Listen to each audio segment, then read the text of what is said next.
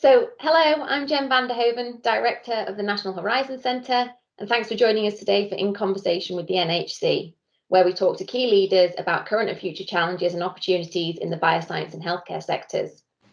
Today, I'm talking to Paul Mines, who's the CEO of Biome Bioplastics and the Chair of the Industrial Biotechnology Leadership Forum. Morning, Paul, and thanks for joining us. Good morning, Jen. Nice to see you. If you want to tell me a bit about yourself and your career to date and how that's led to your kind of role and involvement with the Industrial Biotech Leadership Forum, that'd be great. Okay, good. I'm an engineer by training and then joined many moons ago now ICI up in the Northeast and spent some time running large-scale chemical manufacturing plants, fertilizer, plastics, cyanide. Then went off and did an MBA and sort of started a progression from the sort of technical side across to the commercial side.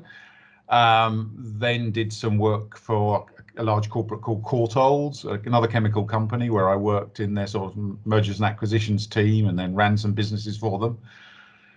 And then about 20 years ago, I took a step into sort of doing technology startup type work and running management buyouts. And so I've been in the sort of private and then public sector doing sort of technology translation into building new market positions in companies.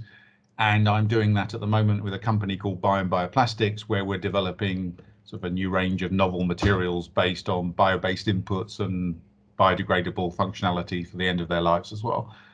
So yeah, I've come full circle from a sort of technologist to a strategist and a market developer. Brilliant. And, I think as part of that, I've been very involved with sort of the UK bioeconomy, and recently I was asked to chair the Industrial Biotechnology Leadership Forum, but I think for the sake of this interview, we'll use IBLF as shorthand for that going forward. So great. So I guess that's really relevant with the net zero that's coming in, the net carbon zero from the government, particularly around your the company you're leading at the moment, and also for industrial biotech.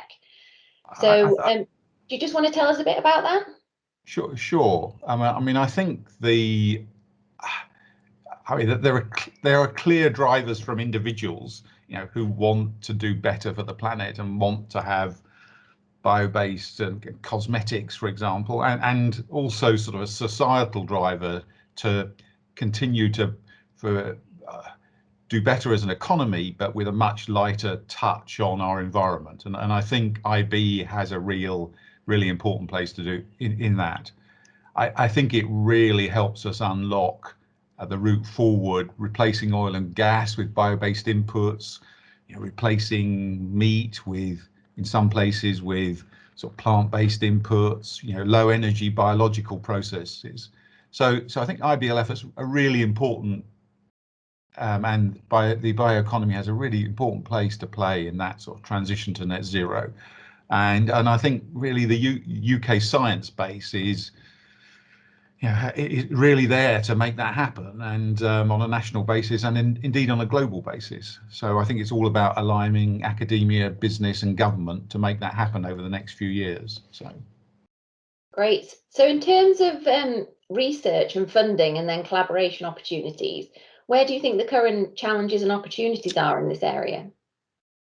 Well, I think it's important to say we're not starting from scratch. There's already a great deal of momentum behind industrial biotechnology, and the markets are growing fast. But in those kind of fast growing markets, the sort of supporting infrastructure and those connections are only beginning to emerge now. So I think we really have to work at it to leverage people, facilities and skills to really fuel that growth that's going on in industrial biotechnology. And so I think there's a real premium on collaboration at this stage of a technology's development. And so I think it's about all of us who are, be it academics or those participating in this market, to really work together to make it happen.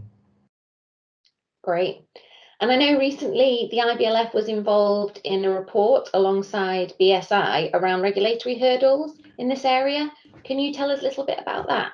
You're right, Jen. BSI have come out with a great report, and it's it's really a strategic roadmap for standards and regulations.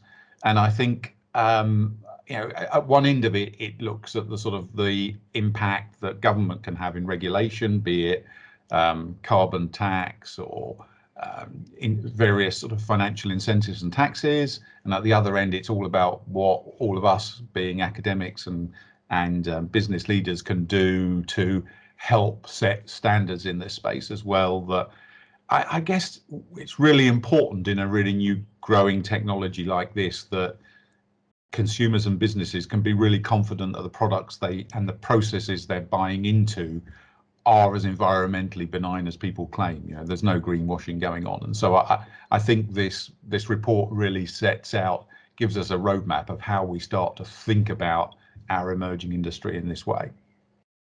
And do you think anything can be learned from the recent COVID pandemic and how regulatory hurdles have been overcome in kind of record speeds for industrial biotech in the future? Yeah, I think so. I think there is something very much about speed. There's something very much about, if you look at the rollout of the vaccine and in the UK, the rate at which take-up has been, on aggregate, sort of 95% of those groups of the population offered. So I think, for me, it really showed that people in the UK are ready to buy into science-based solutions to some of the environmental issues we have. And I think that's where the read across to IB, in some senses, we're offering, the ability for the world to carry on growing and our UK economy to carry on growing and our quality of life to carry on improving.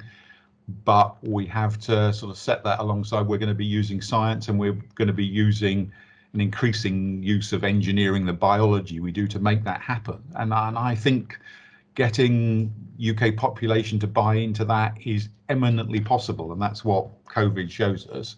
And so we have to work hard as leaders in this space to make sure that happens and that we're trusted to help make that transition happen in the IB community. That's great. So I guess following on from that, what are the next things for the UK in the industrial biotech space that are coming up? And what would you say to people who might be thinking about a career in biotechnology or industrial biotechnology about why it's so important? I can only say, Jen, I think the best is yet to come. I think the next few years are going to see a level of growth in industrial biotechnology that we can't really even imagine. And I think that comes from, one, the need, that the absolute requirement to sort of head towards the Paris climate goals and net zero. And that's going to drive a really demanding timescale of change. And the other is the emerging great science we've got. And so if you put those two together, there's going to be a phenomenal change in the dynamic of industrial biotechnology in the next few years. It's only going to accelerate, and that's going to require bright scientists, engineers, technicians to make that happen. And I see NHC itself has a really important role in fostering that industrial academic requirement, collaboration required, and inspiring that next generation of scientists, engineers and technicians as well. So yeah, just one final question for you then, Paul, before we go. Can you tell me what you're really looking forward to getting your teeth stuck into with the IBLF now that you've taken over as chair? Yes, of course.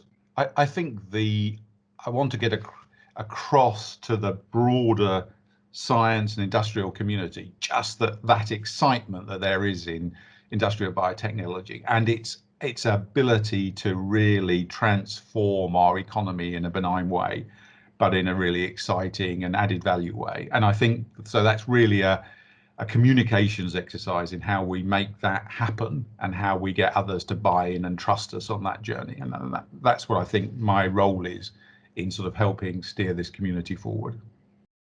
That's brilliant. And I understand the IBLF will be getting a new website soon. So hopefully in the near future, people will be able to go on there and keep up to date with what's going on. Absolutely. That's just the first start of the communications process. Brilliant.